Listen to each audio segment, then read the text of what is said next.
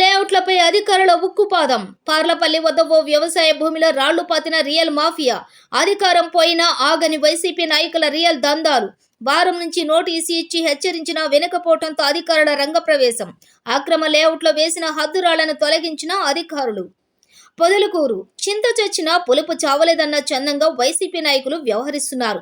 అధికారం పోయినా అక్రమాలకు అలవాటు పడ్డ వారి అలవాట్లు, దందాలు ఏమాత్రం ఆగటం లేదు. అక్రమ గ్రావెల్ వ్యాపారంతో వడ్డీలు కట్టే స్థాయి నుంచి కోట్ల రూపాయల బిల్డింగులు కట్టే స్థాయికి ఎదిగారు. ఇప్పటికే పొదలకూరు చుట్టుపక్కల వారు పోరంబోకులు, కాలువలు, గుట్టలు ఆక్రమించుకుని ఎకరాలు లేఅవుట్లు వేసి కోట్ల రూపాయలకు పడగలెత్తిన అధికార పార్టీ నాయకులు అధికారం మారిన వారి అక్రమ సంపాదనకు ఇంతవరకు ఫుల్ స్టాప్ పెట్టలేదు. తాజాగా పొదలకూరులో గ్రావెల్ మాఫియాకు కేరాఫ్ గా ఉన్న వ్యక్తి, అదేవిధంగా రియల్ ఎస్టేట్ బ్రోకర్గా పేరు పొందిన వ్యక్తి పొదలకూరు సమీపంలోని పార్లపల్లి గ్రామం వద్ద బిరుదవాలు పంచాయతీలోని సర్వే నంబర్ 401లో 86 సెంట్లలో అనధికారిక లేఅవుట్ వేశారు. ఎటువంటి అనుమతి లేకుండా ఈ అక్రమ లేఅవుట్ను ప్లాట్లుగా మార్చి జేబులు నింపుకుందామని ప్లాన్ వేశారు.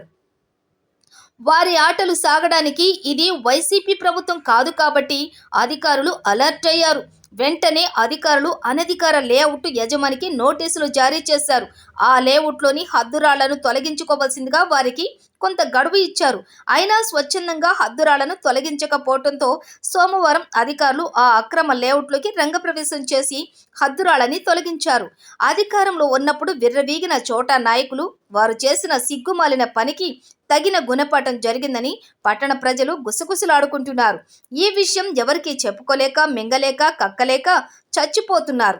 అయితే ఈ అక్రమ పనికి అధికారులు తగిన బుద్ధి చెప్పడంతో ఆ రియల్ దొంగలు గుట్టు చప్పుడు కాకుండా మిన్నుకున్నారు. ఇప్పటికైనా ఈ రియల్ ఎస్టేట్ అక్రమార్కులకు జరిగిన శాస్త్రి మిగతా అక్రమ రియల్టర్లకు కూడా జరుగుతుందని మండలవాసులు చర్చించుకుంటున్నారు.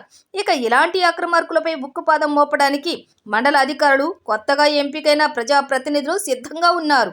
ఈ విషయాన్ని అక్రమార్కులు గుర్తెరిగి వ్యవహరించడం మంచిది. తస్మాత్ జాగ్రత్త.